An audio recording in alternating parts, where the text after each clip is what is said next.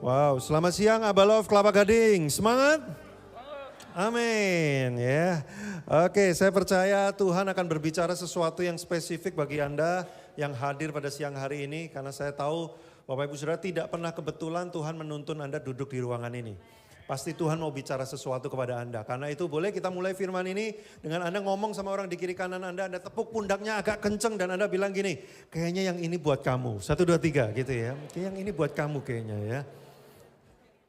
Lalu Anda gantian tepuk orang yang menepuk Anda dan bilang buat kamu juga. Bilang gitu ya. Bukan cuma buat saya, buat kamu juga ya. Hari ini tema khotbah saya adalah inner peace. Ya, kedamaian yang muncul dari dalam yang terjadinya di dalam hati kita. Kenapa inner peace ini penting? Karena hari-hari ini Bapak Ibu Saudara kita sedang menghadapi dunia dan kehidupan yang menggelisahkan. Ada banyak sekali yang menjadi alasan untuk kita itu khawatir, gelisah, galau. Ya, hari-hari ini orang itu jadi lebih mudah stres dan lebih banyak, saya nggak tahu.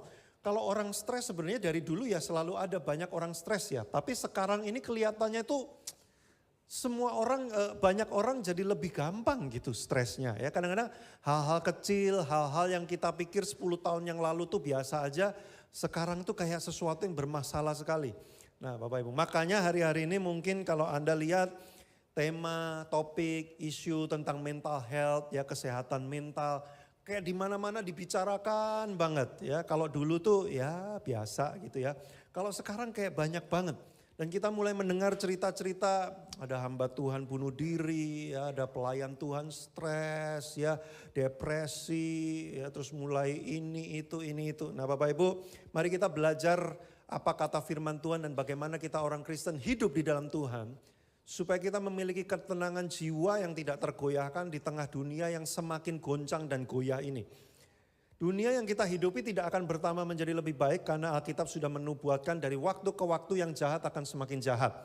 Dunia ini akan semakin banyak tekanan bagi kita. Tapi Bapak Ibu kalau Anda hidup di dalam Tuhan, sekalipun apa yang terjadi di luar kita ini terus bergejolak, tetapi apa yang ada di dalam dirimu yaitu hatimu, engkau akan tetap tenang. Nah itulah kehidupan orang Kristen. Kehidupan orang Kristen itu tidak begini ya, tidak wah kalau aku jadi Kristen nanti semua yang terjadi di sekelilingku itu akan baik-baik aja. Ya, aku buka bisnis lancar, orang-orang yang dekat dengan aku baik semua, nggak ada yang tipu aku, nggak ada yang jahatin aku. Ya wah sejak menjadi orang Kristen dunia semuanya baik banget, hidup saya tuh baik banget. Banyak orang Kristen jadi kecewa gara-gara itu. Mereka pikir kalau ikut Tuhan menjadi orang Kristen nanti semuanya itu jadi baik-baik saja buat dia. Padahal yang sering terjadi dunia ini mungkin akan masih tetap sama bahkan lebih buruk lagi. Ya, tapi yang berbeda apa? Kita punya Kristus di dalam.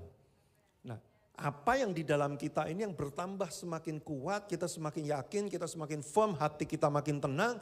Sehingga apapun yang terjadi di luar kita, gejolak dan sebagainya, itu tidak sampai mengganggu jiwa kita sampai ke dalam. Nah itulah kekristenan yang sejati yang kuat.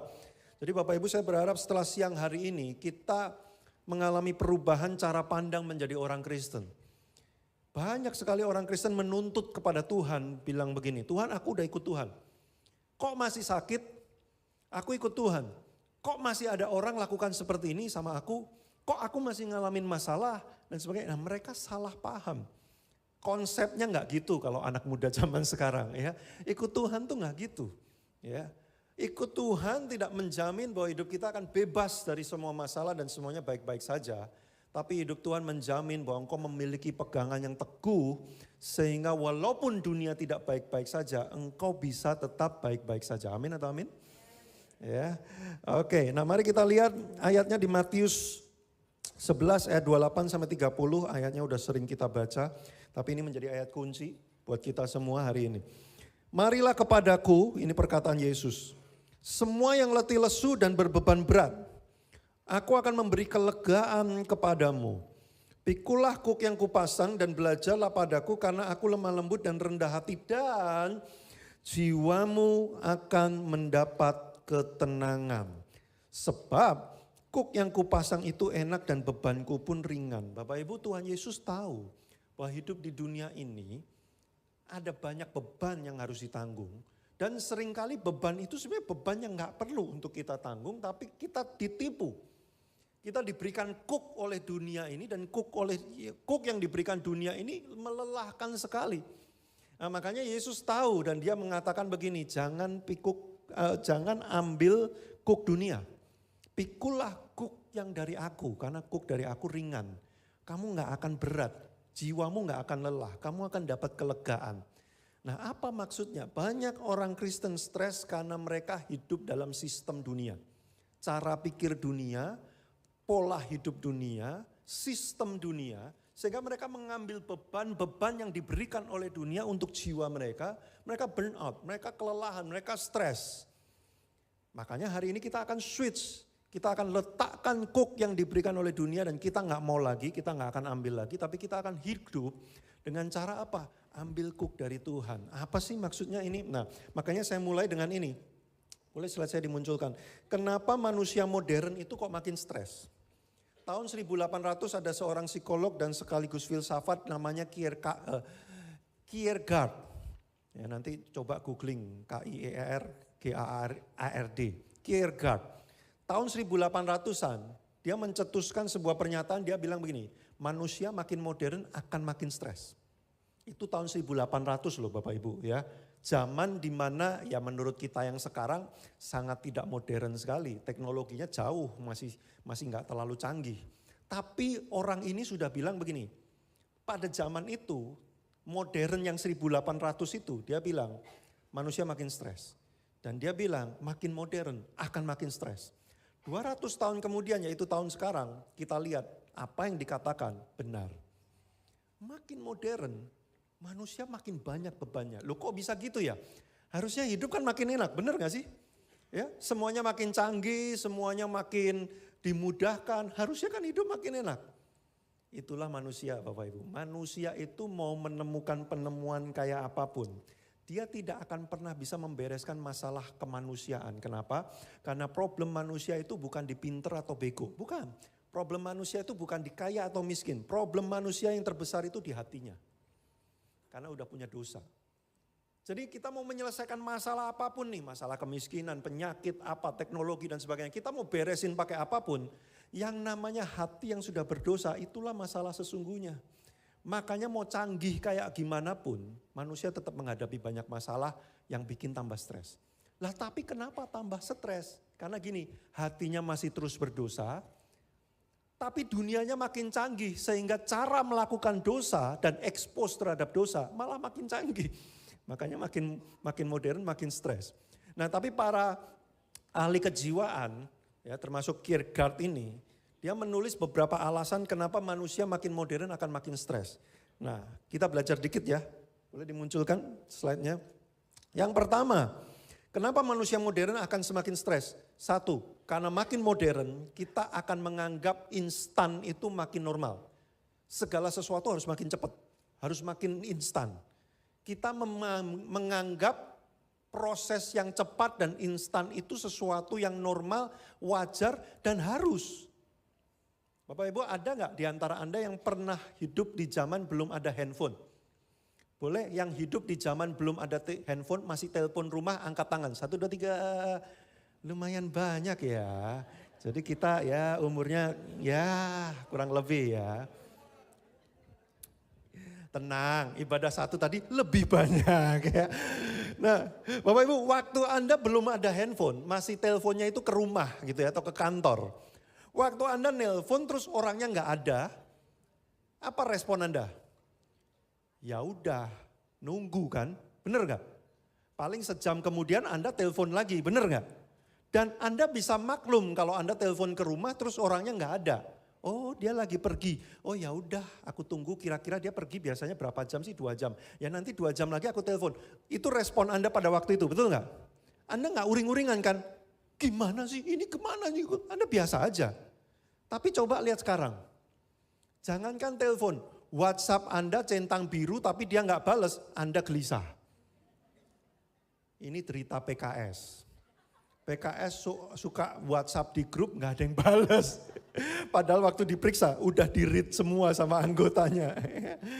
Wah, misalkan kalau di Japri gitu ya, di grup gak dibales. Di Japri, ya kan. Hari ini ntar malam datang Komsel enggak? Udah centang biru, tapi gak bales-bales berjam-jam. Anda kan mulai stres, Anda mulai kesel, Anda mulai gelisah, bener gak? Karena kenapa? Anda menuntut jawaban yang segera. Padahal dulu nggak gitu dan baik-baik saja. Kenapa sekarang jadi nggak bisa gitu untuk sabar menunggu? Karena dunianya semua udah kayak gitu. Kita ini dibawa kepada situasi yang mau nggak mau, Anda memang dibikin makin stres. Contoh, zaman orang tua Anda atau kalau Anda mungkin lahir di tahun 50-an gitu ya, 60-an gitu ya. Anda kalau bikin bisnis, sampai akhirnya bisnis Anda tuh jadi, settle, punya karyawan mungkin 100 orang. Butuh waktu mungkin bisa sampai 10 tahun. 5 tahun, 6 tahun, 7 tahun, 10 tahun. Itu normal dan Anda menjalani prosesnya baik-baik saja. Tapi anak muda sekarang nggak mau 10 tahun. Dalam 1 tahun pertama, kalau bisa langsung TBK, karyawan 100, kantor buka di mana-mana. Semua begitu sekarang. Enggak sabar, 10 tahun Pak, aku suruh nunggu 10 tahun. Teman-teman gua aja udah jadi ini, udah jadi ini. Kalau kita nggak bisa cepet, kita langsung stres. Lihat, kita sekarang di restoran, gelisah banget. Nggak keluar-keluar ya makanannya, nggak keluar-keluar ya. Padahal baru 5 menit, baru 10 menit. Apa-apa tuh pengen cepet. Sampai gereja aja sekarang, dari kebaktian 2 jam, 2 jam setengah. Bisa nggak kita bikin kebaktian 30 menit aja? Jangan lama-lama kebaktiannya. Semua itu jadi instan itu sebagai sesuatu hidup yang normal. Padahal Bapak Ibu, this is the reality. Ada hal-hal dalam hidup ini yang Anda tidak pernah bisa percepat prosesnya. Mau zaman semakin canggih secanggih apapun, ada hal-hal yang tidak bisa dipercepat. Makanya Bapak Ibu hati-hati. Pendidikan anak-anak sekarang berusaha mengakselerasi knowledge. Belum umurnya udah dikasih ilmu pengetahuan yang jauh banget. Loh, otaknya nangkep nggak? Nangkep, karena anak sekarang kan pinter-pinter, bener nggak? Ya kan? Kalau Anda tanya orang tua Anda dulu hamil minum apa? Minum apa? Ya nggak minum apa-apa. Wah, sekarang mah ada zinc, zat besi, ini itu. Wah, anaknya jenius semua. Karena otaknya sanggup menangkap knowledge itu, bukan berarti jiwanya sanggup contain the knowledge. Nah, ini yang berbahaya. Secara otak dia sanggup memahami semua knowledge ini. Tapi sebenarnya kematangan jiwanya tuh belum waktunya untuk dia tahu secanggih itu. Tapi kita nggak mau tahu karena semua anak-anak teman saya udah kayak gitu. Gila, anak teman saya baru umur 2 tahun dia udah bisa bikin robot. Hah? Oh, anak kita juga nggak boleh kalah. Ayo sekolahin dan sebagainya. Bapak Ibu, kelihatannya semua ini normal. Tapi kita sedang mempercepat sesuatu yang sebenarnya tidak pernah bisa dipercepat. Dalam dunia ini segala sesuatu yang berharga pasti membutuhkan proses yang ada waktunya. Tapi semua orang pengen cepat. Nah, dalam kekristenan banyak yang kayak gitu juga ya. Baru jadi PKS, dia udah nanya, kapan saya bisa jadi penatua ya? Gila, kemarin baru jadi PKS, sekarang udah mencalonkan diri ya. Jadi Enggak, ini enggak ngomong pilpres. Jangan ya, enggak ada urusannya ya. Suka gitu sekarang ya, dipelintir-pelintir. Tapi ini penting, Bapak Ibu, bahwa dalam proses kehidupan kita ada hal-hal yang kamu harus menunggu. Nah, tapi orang enggak mau nunggu, makanya stres. Yang bikin tambah stres lagi apa? Kiri kanannya itu cepet banget. Wah, dia duitnya udah banyak. Wah, dia udah sampai ini loh. Dia dipakai Tuhan dahsyat. Ini kalimat kadang-kadang agak jadi beban juga. Ya. Wah, gila loh, itu loh. Kalian bertobat bersama-sama, tapi dia sekarang dipakai Tuhan dahsyat. Kalau gua dipakai Tuhannya apa? So-so ya. Kadang dahsyat, kadang enggak. Bisa bikin stres itu.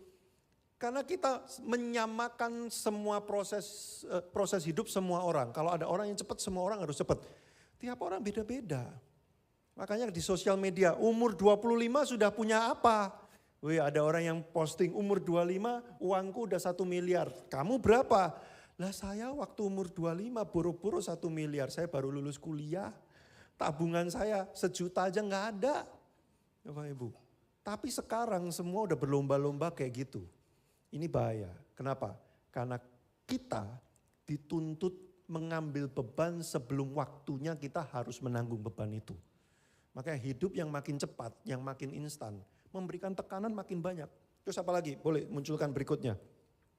Kedua, tsunami paparan tanpa batas. Wih, apa ini? Bagus jadi status WA ya. Tsunami paparan tanpa batas. Maksudnya gini, kita itu terpapar banyak hal dan datangnya itu kita nggak siap kayak tsunami. Tanpa batas, nggak ada filternya. Informasi datang kepada kita banyak sekali. Makanya Bapak Ibu, seringkali yang bikin kita stres itu gini, Anda mengetahui sesuatu yang Anda nggak perlu tahu, itu bikin stres. Contoh, cerita hidup orang lain, Anda nggak usah tahu, tapi Anda tahu, jadi stres kan Anda? Si itu ternyata gini-gini, si itu gini-gini. Bukan urusan lu.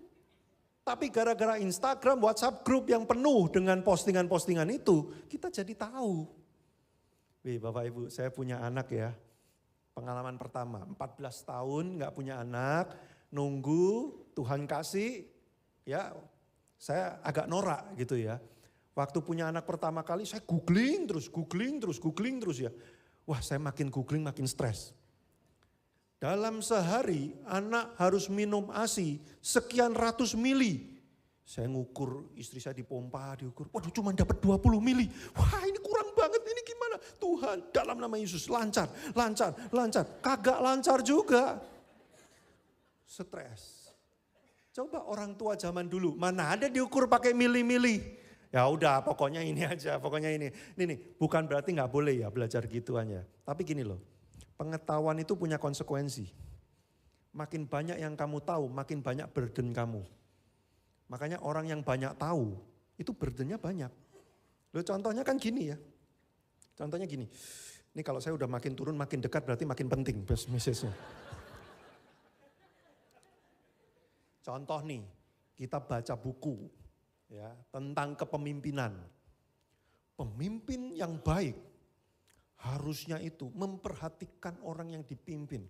Bukan hanya memperhatikan dirinya saja yang memimpin. Kita dapat itu ya, bagus ya. Bagus, karena kita tahu itu, kita langsung apply itu pada semua orang, pemimpin kita. Bleng.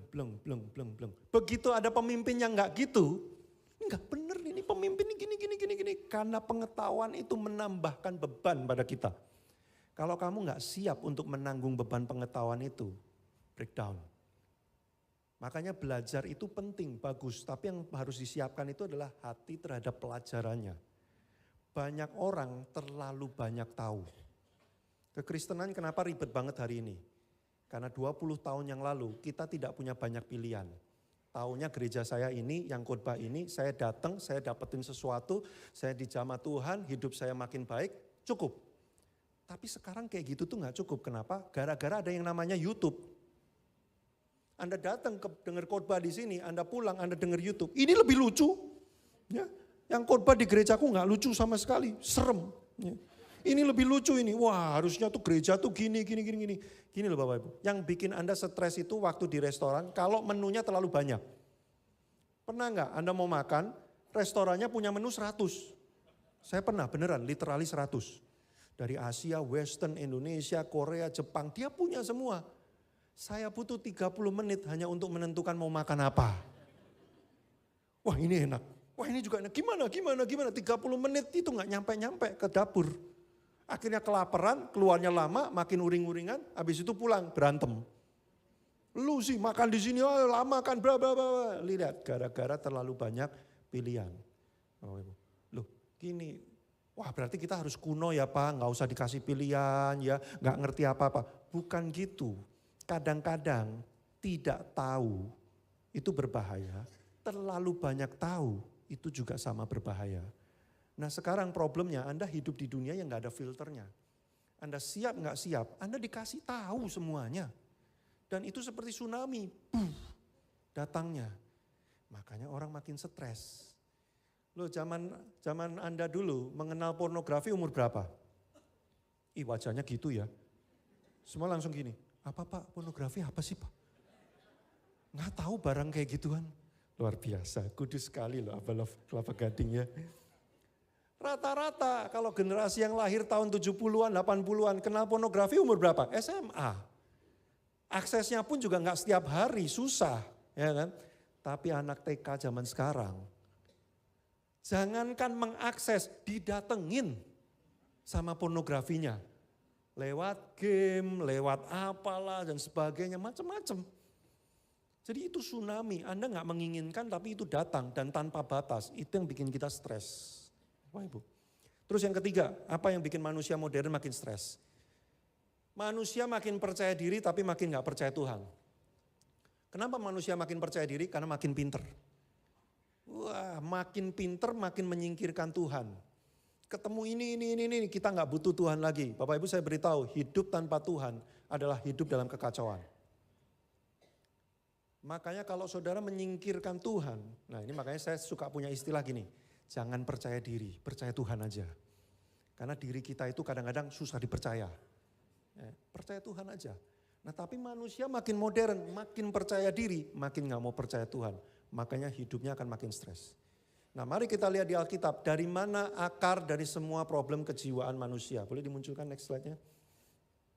Ayatnya di Kejadian 3 ayat 9 sampai 10. Kita agak belajar dikit Bapak Ibu ya. Senggol kiri kanannya jangan tidur. 1, 2, 3 bilang senggol jangan tidur ya. Tetapi Tuhan Allah memanggil manusia itu dan berfirman kepadanya. Ini ceritanya waktu Adam dan Hawa habis bikin dosa. Tuhan datang ke Taman Eden. Lalu kemudian bertanya, di manakah engkau? Hei Adam dan Hawa manusia. Lalu Adam menjawab. Saudara lihat kata-kata yang di garis bawah dan warna biru ya. Itu penting. Ketika aku Adam mendengar bahwa engkau ada dalam taman ini, waktu aku tahu kamu Tuhan datang ke sini, ada 3 hal yang terjadi. 1, aku menjadi takut. Adam takut sama Tuhan. Saya nanya, trivia quiz, tidak berhadiah. Ya. Menurut saudara kenapa Adam takut sama Tuhan? Waktu Tuhan datang ke Taman Eden. Kalau orang normal pemikirannya jawabannya apa? Kenapa Adam dan Hawa takut waktu Tuhan datang? Karena habis melanggar perintah Tuhan, benar nggak? Makan buah terlarang, benar nggak? Itu kan orang normal pikirannya gitu ya. Bukan itu jawabannya. Mari kita baca, aku menjadi takut karena aku telanjang. Loh emang waktu diciptain pakai baju gitu? Pakai keren kayak saya? Enggak. Adam dan Hawa waktu diciptain ya telanjang juga. Dan tidak takut. Fine-fine aja, semuanya baik-baik aja.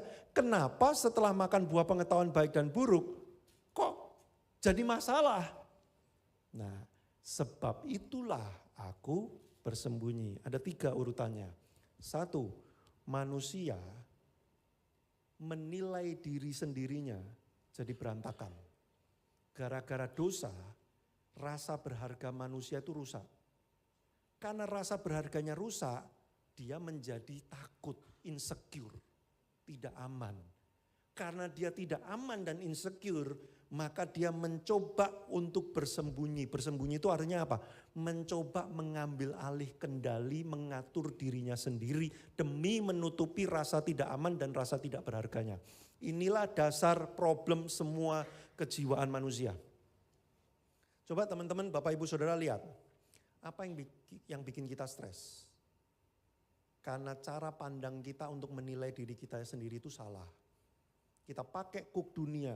Cara dunia menilai orang itu berharga atau enggak, gimana sih caranya Bapak Ibu? Berapa banyak duit yang kamu punya? Kan gitu ya.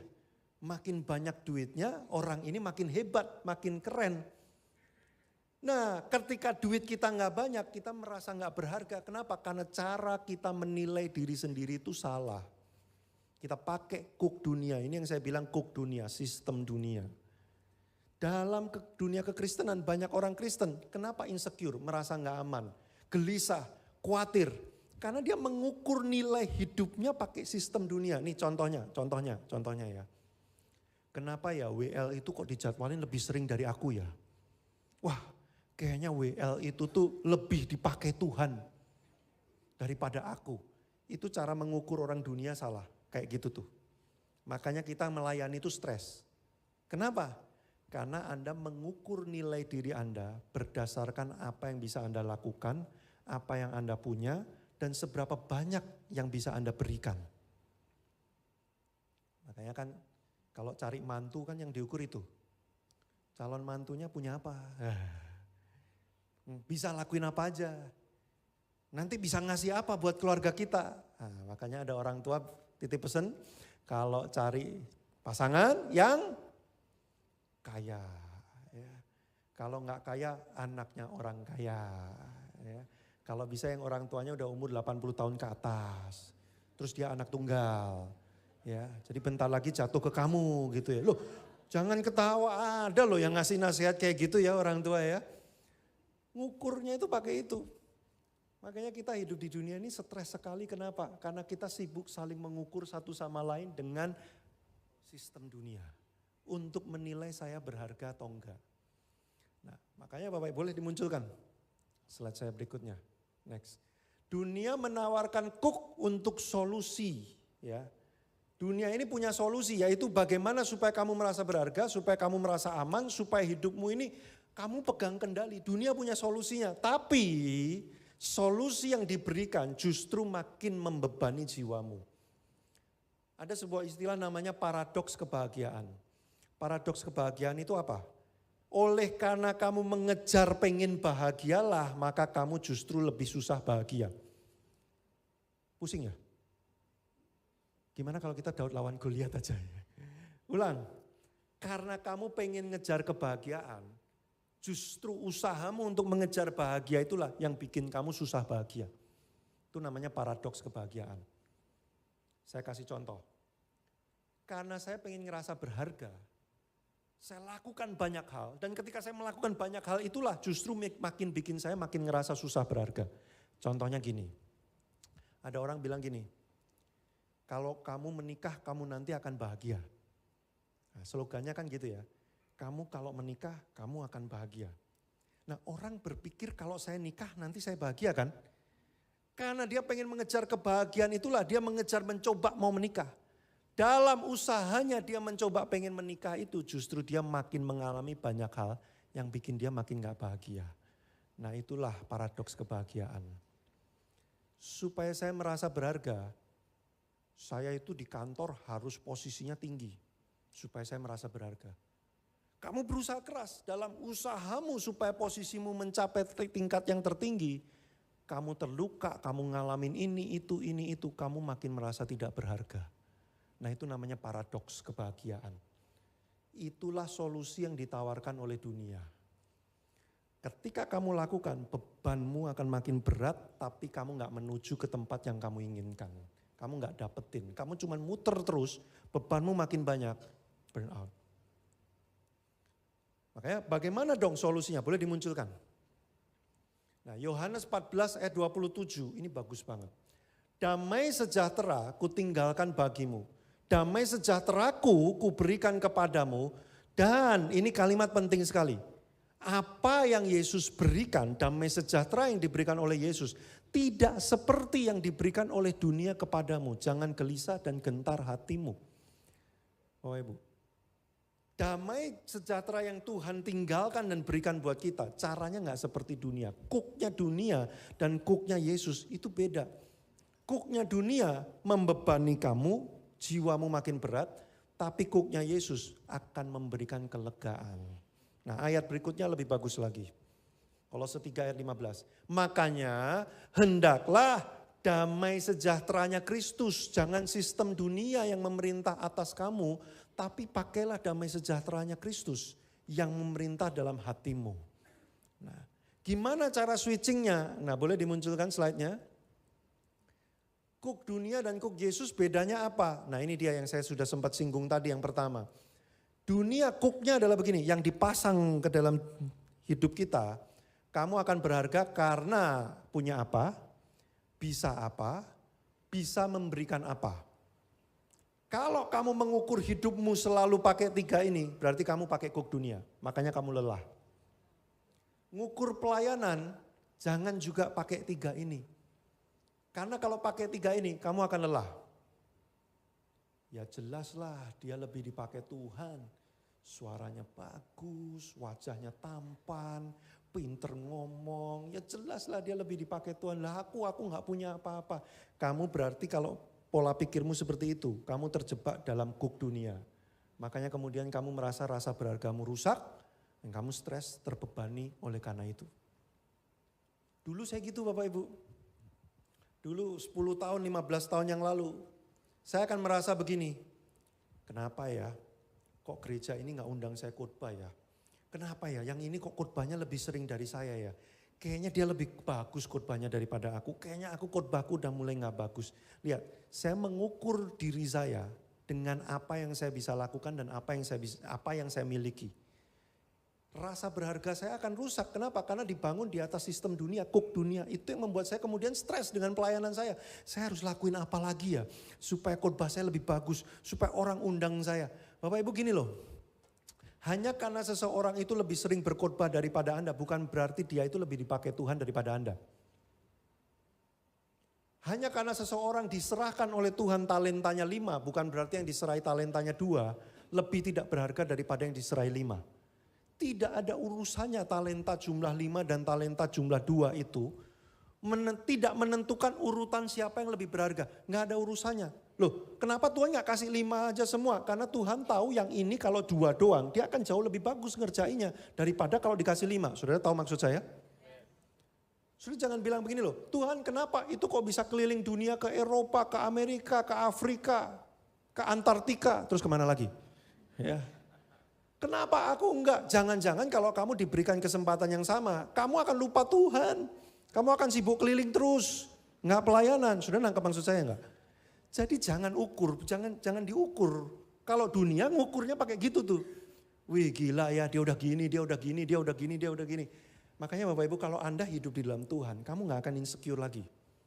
Lihat orang di kiri kanan tuh kamu enggak akan insecure. Yang bikin kita insecure itu gini loh. Kita lari seberapa, lalu kita ukur sama orang lain. Dia udah seberapa larinya. Nggak ada urusannya, ujungnya aja belum tentu sama. Saya akan gila kalau saya pergi dari Jakarta ke Bandung, lalu saya ukur dengan orang yang pergi dari Jakarta ke Bogor. Beda. Nangkep nggak maksud saya? Terus saya ngukur, wah dia udah nyampe ke sini nih. Saya nyampenya di mana? Nggak bisa, nggak gitu cara mainnya. Tapi dunia bikin kamu ngukur dengan cara gitu. Gila, dia umur 30 udah menikah. Aku umur 35 belum menikah. Pasti dia lebih bahagia dari aku. Coba pandangi wajah yang udah menikah temanmu di kiri kanan. 1, 2, 3. Apakah kelihatannya dia lebih bahagia dari kamu? Coba lihat 1, 2, 3. Sorry to say. Kalau di gereja di tengah khotbah ini ya, saya tuh bingung kenapa ya. Kalau saya selalu kasih instruksi, coba lihat pasanganmu yang sudah menikah, 1, 2, 3. Banyak yang gak mau lihat loh. Bener loh. Terus pasangannya biasanya ada salah satu yang gak enak karena saya liatin dari atas mimbar gitu ya. Lihat sambil elus pasangannya, itu loh saya. Banyak gitu. Ya, nggak di sini lah tentunya. Abel Kelapa Gading yang enggak lah ya, itu di tempat lain ya kan. Itu banyak. Jadi kalau orang bilang begini, wah dia udah menikah ya pasti dia lebih bahagia. Cara ngukurmu yang bikin kamu stres. Cara ngukur apa? Kuk dunia yang bikin kamu stres. Wah gila dia umur 30 tapi bisnisnya udah mancanegara gini. Aku baru ini. Beda pertandingan, beda jurusan, beda jalur, beda line. Gini loh, percaya aja sama Tuhan, Tuhan akan mengantarkan kamu ke tempat yang terbaik. Tapi tempat terbaik di mana Tuhan bawa kamu, itu definisinya gak sama dunia. Jangan ukur pakai cara dunia dan gak sama juga dengan keinginanmu kadang-kadang. Makanya sejak saya tahu kebenaran ini, kuk Tuhan itu ringan. Kenapa? Karena Tuhan gak pernah ngukur kita pakai itu semua. Tuhan ngukur pakai apa? Nih, kamu berharga karena satu, karena kamu ada. Kamu cukup ada saja hari ini. Kamu hadir dan bernafas ada di dunia ini. Itu tandanya Tuhan pengen kamu ada. Kalau Tuhan pengen, nih Bapak Ibu saya jelaskan dikit. Ada beda antara butuh dan pengen.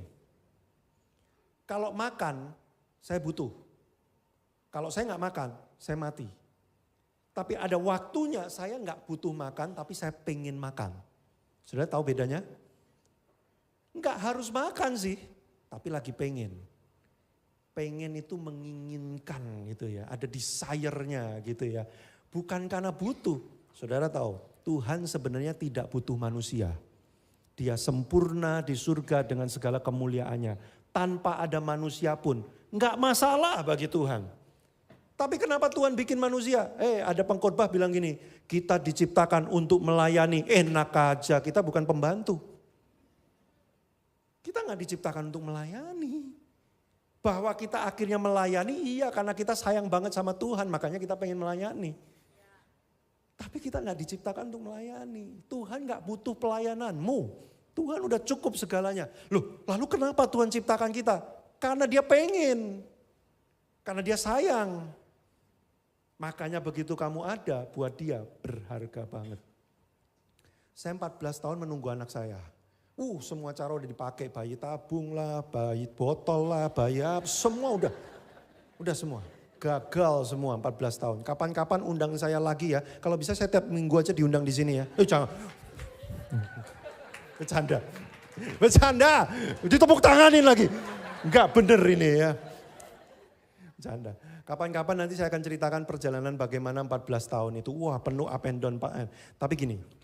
Waktu anak saya lahir, nongol.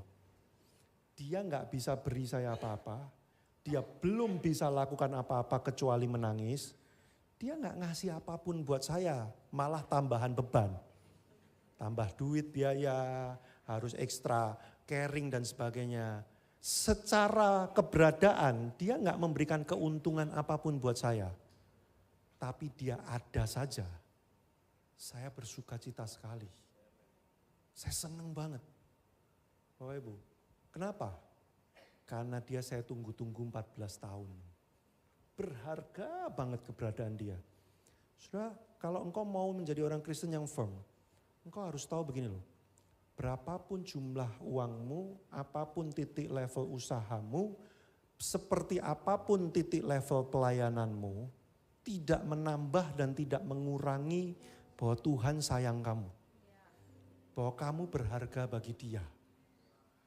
Kalau bagi dunia, kamu gak bisa apa-apa, kamu dibuang karena kamu gak ada harganya. Loh, kalau masuk perusahaan kan gitu ya. Kamu bisa apa? Gak bisa apa-apa. Ngapain ngelamar ke sini? Pulang aja kamu. Kita gak butuh orang yang gak bisa apa-apa. Tapi di hadapan Tuhan, dia gak butuh kita bisa apa-apa. Kita ada aja. Karena memang dia pengen kita ada.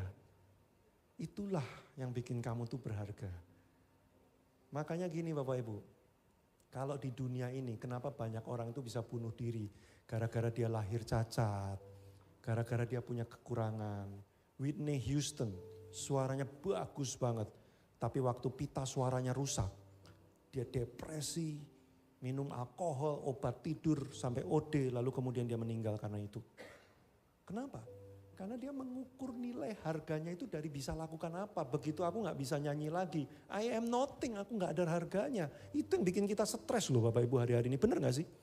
Kamu suka mengukur nilai hidupmu itu dari baju yang kau pakai. Kemana pergi tempat liburanmu. Seberapa mewah makananmu. Apa merek mobil yang kau pakai. Jujur saya curhat. Saya pernah minder karena pakai Grand Livina pergi pelayanan.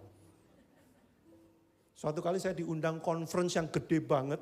Keren banget itu gereja ya, mewah, pembicaranya top. Saya salah satunya yang diundang. Saya datang pakai Grand Livina umurnya udah 10 tahun mobilnya. Terus sebelah tuh mobilnya yang Alphard, BMW, apa segala macam. Saya tuh bisa kayak, Tuhan, ya di-upgrade kayak kendaraanku ini loh. Ya, malu-maluin banget gimana sih gini ini. Itu sistem dunia tuh. Orang mau melayani malah tertekan. Belum nyampein bahan saya udah tertekan dulu. Aduh Tuhan, kalah hawa saya sama pembicara-pembicara yang lain. Apa urusannya sebenarnya? Tapi kita kan sering gitu ya. Bener gak sih Bapak Ibu? Terus Anda pulang-pulang stres kan. Kenapa ya hidupku kok begini-begini aja ya. Kenapa ya kok aku gak diberkati ya. Tuhan. Duh sejak saya tahu kebenaran ini Bapak Ibu. Jiwa saya jauh lebih tenang. Kenapa? Saya gak pusing lagi orang tuh mau kayak apa. Dulu tuh saya stres. Waduh, ini satu angkatan nih. Gila, dia udah diundang conference ini. Aku kok belum diundang kemana-mana ya? Wah, saya berpikir era JIW sudah berakhir nih kayaknya. Saya merasa seperti Saul yang di ujung karirnya dan Daud mulai muncul. Sebentar lagi Tuhan akan buang saya. Orang akan menggantikan saya. Itu kok dunia. Itu sistem dunia. Bikin kamu stres. Wih, maaf saya curhat dikit. Kan kita sesama Abalov ya. Dulu saya di Abalov, bukan dulu, sekarang juga masih di Abalov Barat. Bahaya ini. 8 tahun yang lalu waktu saya diajak masuk dalam executive leadership. Saya insecure. Gila gereja ini udah bagus banget, gila gereja ini bikin kayak gini loh. Yang datang banyak banget, gila gereja ini kalau khotbah sampai Vespa di atas mimbar, kasur di atas mimbar, meja pingpong di atas mimbar. Wow. Kita khotbah kok masih pakai, ya elah apa ini. Saya sempat insecure. Duh Tuhan, apakah era Abalov sudah lewat? Tuhan anginnya sudah bergerak tidak di Abalov lagi. Dulu saya insecure, kenapa? Gara-gara cara saya menilai pakai sistem dunia. Begitu saya sadar, bukan itu urusannya itu bukan itu. Kamu harus tahu Tuhan itu mau pakai kamu apa. Nggak usah pusing Tuhan mau pakai orang lain kayak gimana. Orang lain mau punya talenta 5 kilo beratnya. Kamu cuma 2 kilo. Nggak usah pusing Tuhan kenapa kok dia dikasih 5. Urusannya Tuhan bukan urusan lo. Kita ini kebiasaan terlalu kepo sih. Ya apa-apa diurusin makanya stres. Sejak itu. Kalau 2 nggak apa-apa. 2 lakukan yang terbaik aja. Jadiin aja 2 ini. Orang lain 5 jadi ya nggak apa-apa. Nggak apa-apa. Yang penting saya tahu walaupun saya 2 dia 5. Cintanya Tuhan pada dia sama seperti cintanya pada saya. Tidak lebih buruk. Hiduplah kayak gitu. Itu kuknya Yesus, ringan, jiwamu lega. Duh waktu saya udah habis nih, padahal slide-nya masih 37. Gimana ya? Kita nge-grab makan siang aja gimana ya di sini ya? Enggak, tinggal dikit. Sorry yang sebelumnya. Nih kuknya Tuhan ya, kamu berharga 1 karena keberadaanmu, 2 kamu berharga karena kamu, karena pribadimu, karena kamunya. Itu yang bikin kamu berharga. Makanya Tuhan gak mau kamu digantikan orang lain. Kalau Tuhan butuh orang lain, dia gak akan ciptain kamu. Dia gak akan bikin kamu ada di dunia ini. Kenapa kamu ada di dunia ini? Karena yang diinginkan itu kamunya. Bukan apa yang bisa kamu lakukan. Kamunya yang diinginkan. Terakhir. Ketiga, kamu berharga, belum. Kamu berharga karena apa? Karena siapa kamu bagi dia. Yaitu anak. Bagi Tuhan, kamu itu anaknya. Saudara, sejak saya punya anak, saya mengerti banget apa artinya ini. Anak saya itu mau ngapain pun buat saya dia itu berharga. Kadang dia nyebelin banget, kadang saya sempat marah juga sama dia nyebelin banget. Tapi setelah itu, ya tetap dia berharga walaupun dia nyebelin. Sudah tahu maksud saya? Makanya kenapa Daud menulis di Mazmur gini loh, murkanya Tuhan itu gak lama-lama gitu. Dia tuh gak pernah membenci, mendendam kepada kita walaupun dia pernah kesel sama kita. Kenapa? Karena kamu itu anaknya. Bapak Ibu. Ini ekstrim. Dan saya berdoa tidak terjadi pada anak saya. Tapi kemarin saya ngobrol ketemu dengan beberapa orang itu memberikan pertanyaan yang mengagetkan buat saya. Dan orang itu nanya gini, Pak Joshua, kalau nanti anakmu ternyata gay, kok ya ada ya orang nanya gitu ya? Saya baru nyadar juga kenapa itu orang nanya itu. Anakmu gay. Pak Joshua responnya apa? Saya dengan cepat tanpa berpikir, saya bilang gini, saya akan terima dia. Tetapi saya berdoa jangan gitu. Dalam hati saya tetap jangan lah. Tapi kalau saya ditanya itu, saya akan bilang saya tetap terima dia, orang dia anak saya kok. Sudah tahu gak kenapa kamu berharga di mata Tuhan? Bukan karena kamu bisa lakuin apa.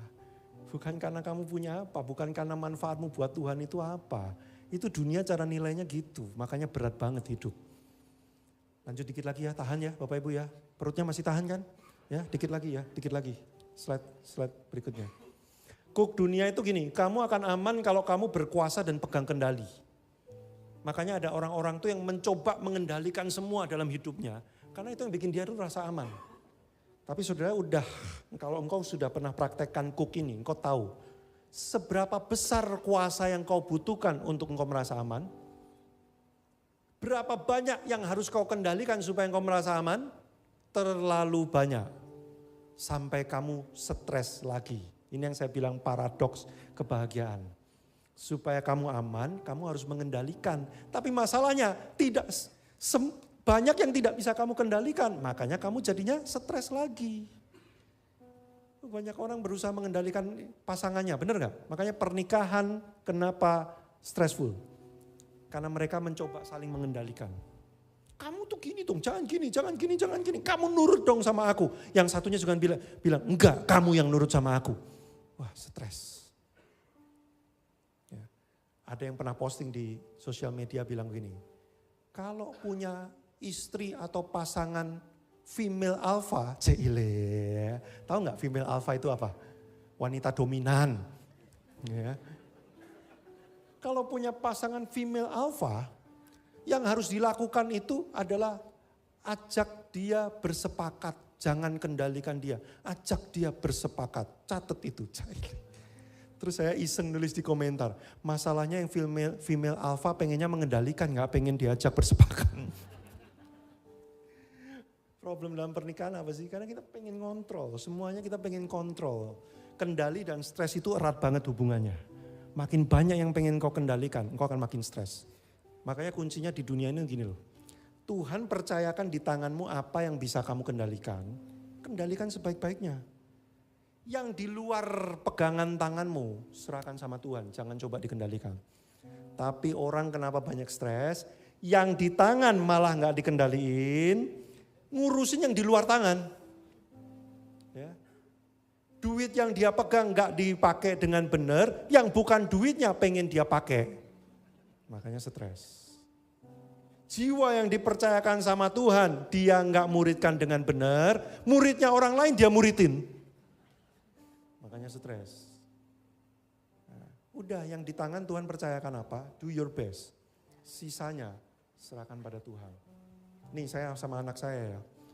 Saya awal-awal stres karena saya mikir gini, Tuhan gila sekarang LGBT kayak gini. Nanti anak saya kalau terpapar LGBT gimana ya? Itu di luar kendali saya. Yang saya bisa lakukan sekarang itu apa? Saya punya waktu sama dia 24 jam dalam satu hari. Apa yang saya bisa lakukan sama dia? Udah pikirin itu aja. Udah fokus sama itu aja. Itu yang dipercayakan Tuhan di tanganmu. Nanti 5 tahun, 10 tahun, 20 tahun lagi. Itu bukan di tangan saya, itu di tangannya Tuhan. Ngapain saya ambil-ambil kerjaannya Tuhan? Makanya 1 Petrus 5 ayat 7 bunyinya begini. Serahkanlah segala kekhawatiranmu kepada Tuhan. Sebab dia yang memelihara kamu. Udah hidup tuh kayak gitu Bapak Ibu. Enak nanti. Kesusahan hari ini cukuplah hari ini. Besok ada jatahnya lagi.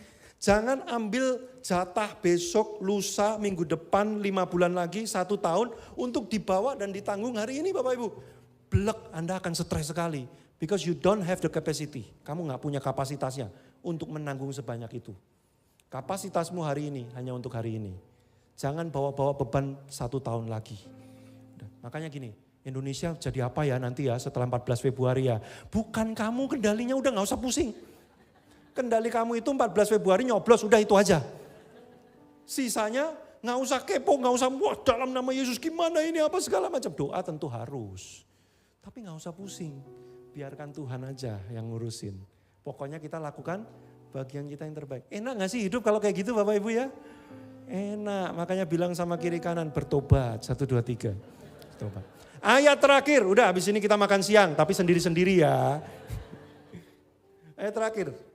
Boleh dimunculkan yang terakhir. Kamu aman kalau kamu dekat dan berjalan bersama dengan Tuhan. Itu cooknya dunia.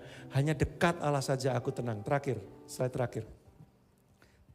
Selalu ada yang bisa dikhawatirkan dan digelisahkan. Saudara, dunia ini selalu ada aja yang kamu bisa bikin stres. Untuk itulah Tuhan menemani kamu di dunia. Bapak Ibu, saya jadi pengen ngomong ini. Sorry ya, makanya ditunda lagi. Pengen banget ngomong ini. Pengharapan orang Kristen itu bukan di dunia ini. Pengharapan orang Kristen itu setelah di dunia ini. Gini, di dunia ini 70, Musa nulis di Mazmur dia bilang gini, umur manusia itu 70 tahun kalau kuat 80 tahun. kebanggaannya adalah kesukaran dan penderitaan. 70-80 tahun kita hidup di dunia ini, mungkin Anda banyak masalah. Banyak hal yang membebani. Pengharapannya apa? Setelah 80 tahun, bukan maut yang menyambut kita, tapi Kristus yang menyambut kita. Karena maut telah dikalahkan oleh Kristus.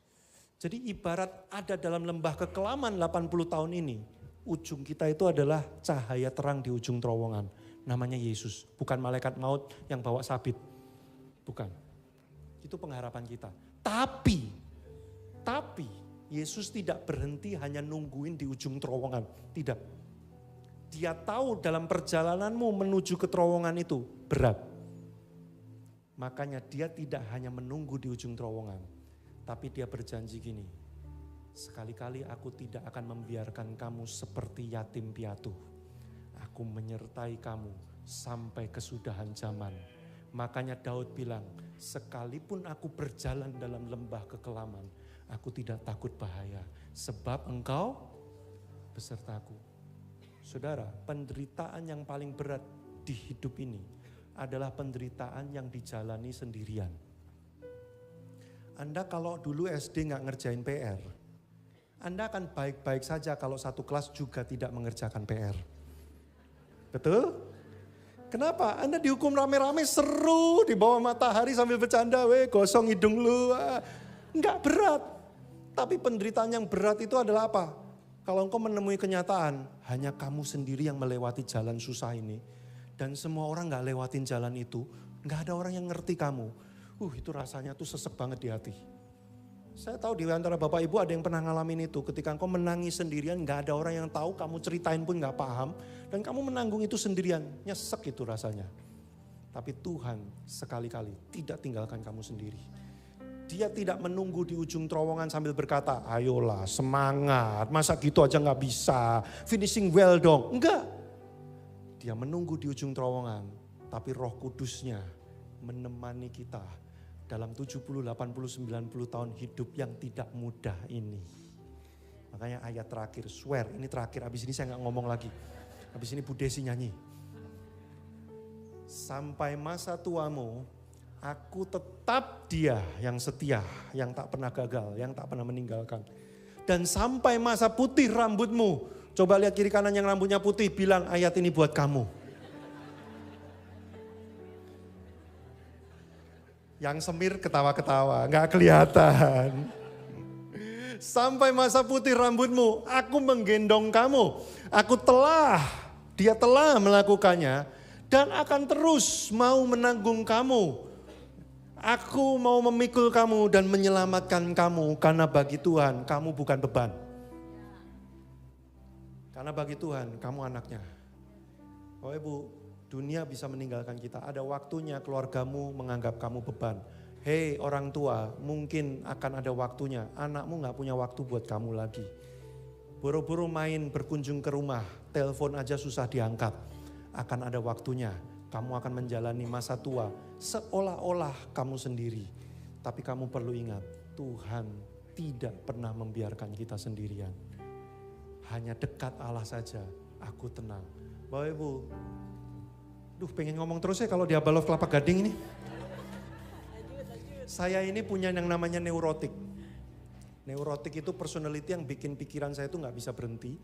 Dan cenderung arahnya itu kepada hal-hal yang negatif. Negatif itu maksudnya skenario buruk. Makanya waktu saya masuk tes overthinking, saya tergolong overthinking katastrofik. Overthinking katastrofik itu gini, otak saya bisa dengan cepat mikirin skenario-skenario yang jelek. Saya tiap hari, bukan hampir tiap hari, tiap malam sebelum tidur, saya bergumul dengan pikiran gini, kalau saya mati di tengah tidur gimana? Kalau saya mati waktu anak saya umurnya masih 1,5 tahun gimana? Setiap malam.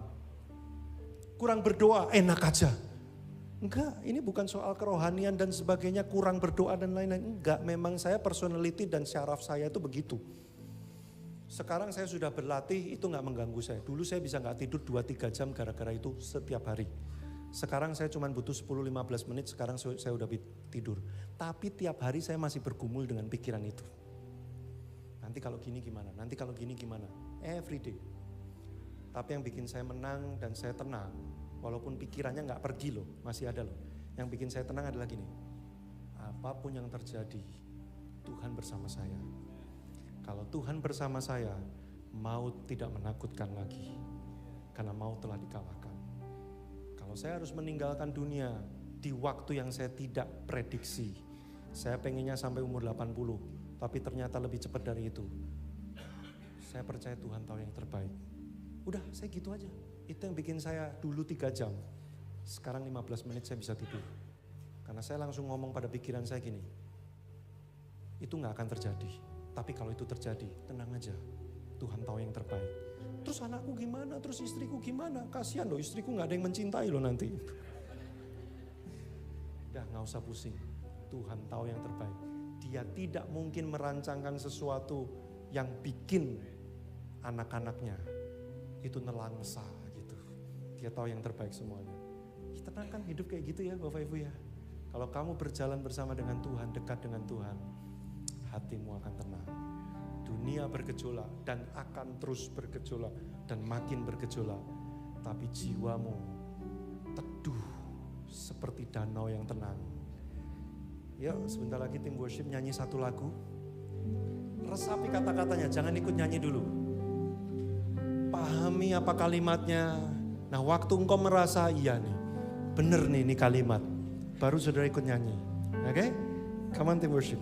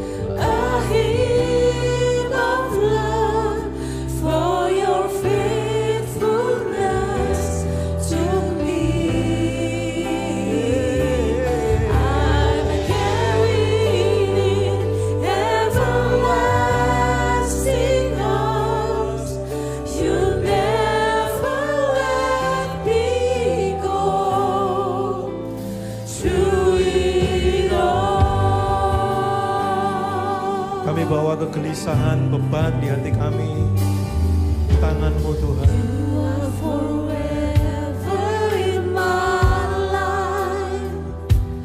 You see me through the seasons. Cover me with your hands and lead me in your righteousness, and I look to you. Kami memandang-Mu Tuhan, And I percaya wait on akan Engkau selamanya. I sing to you, Lord, a hymn of love for your faithfulness to me. I'm carried in everlasting arms. You never let me go.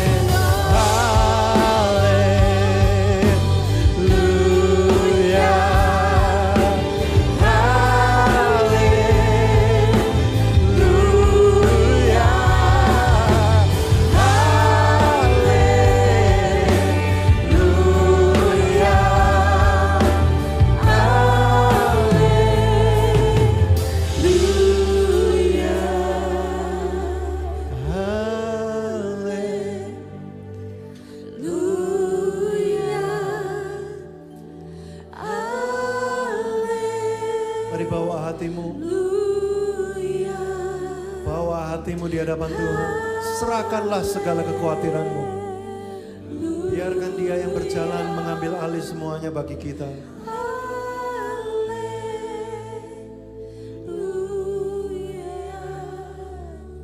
Kami bersyukur Tuhan karena kami punya Allah yang setia.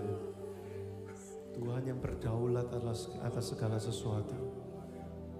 Bahwa pada akhirnya ujung dari semua ini, Engkau mendatangkan kebaikan bagi kami yang mengasihi Engkau. Bahwa dalam segala sesuatu yang terjadi, Tuhan izinkan kami mengalami kehilangan, kekalahan, kegagalan, mungkin bahkan sakit, penderitaan, kelemahan.